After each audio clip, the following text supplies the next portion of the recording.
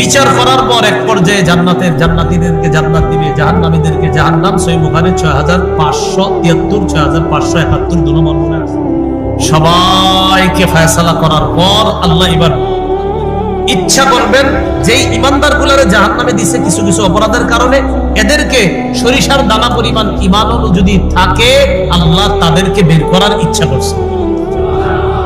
ফেরেশতাদেরকে বলবে যাও বের করে নিয়ে আসো, যাদের অন্তরে সরিষার দানা পরিমাণ ঈমান। ফেরেশতারা যাবে। প্রশ্ন এসে যায়, হুজুর চিনবো কিভাবে যে এরা যে ঈমানদার? কারণ শাস্তি তো হইতাছে বিভিন্ন শ্রেণীর, কিন্তু এরাই যে ঈমানদার চিনবে কেমনে? হাদিসে আসছে বি আলামাতি আসারিস সুজুদ, ঈমানদারের কপালে সিজদার চিহ্নটা দেখে ফেরেশতারা চিনবে এটা ঈমানদার।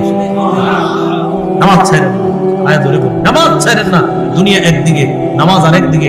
পুরা দুনিয়া আপনারে বলবে এদিকে আসো, কথা আছে। আপনি বলবেন নামাজ পড়ে আসি, পরে কথাটা শুনবো। ঠিক আছে না ইনশাআল্লাহ? দেখছেন একটা সিজদার কত দাম হয়ে যায়। বুখারীতে রাসূল বলেন ইন্নাল্লাহ হারামা আলান নার আন তাকুলা মিন ইবনি আদম আসারাস সুজুদ। আল্লাহ আগুনের উপর হারাম করে দিয়েছেন, আগুন আমার বান্দাদের মধ্যে আদম সন্তান যারা, এই আদম সন্তানের সিজদার স্থানটা খাওয়া আমি তোমার জন্য হারাম করে দিলাম।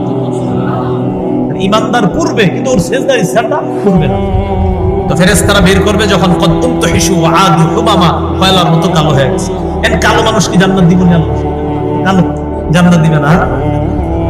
মানে আপনারা আবার এত মানে একদম কয়লার মতো কালো, আর কি একদম কয়লার মতো কালো। এদেরকে কি করবে? ইউলকাউনা ফি নাহরিল হায়াত, সঞ্জীবনী নদী, জীবন দানকারী নদীর মধ্যে ডুবাবে।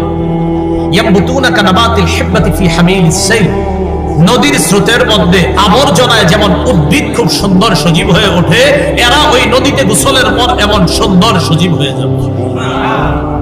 সবগুলোরে জান্নাত দেওয়ার পর